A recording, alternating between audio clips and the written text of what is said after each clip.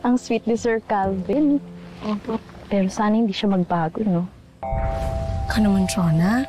Ba't ka naman nagsasalita ng ganyan? Hindi, pansin ko lang kasi dati kay Sir Calvin bago kayo naging malapit sa isa't isa. Masyado siyang seryoso. Lalo nang pagkasama niya yung tatay niya, yung namatay.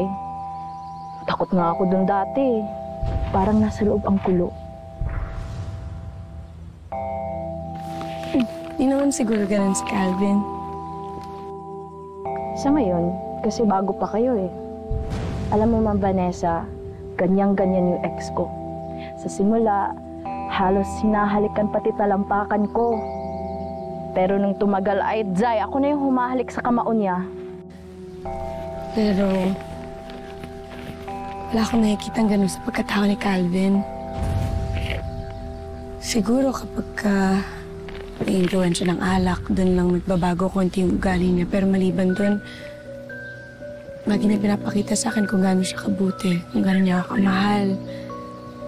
Palagi siyang nandyan para sa akin.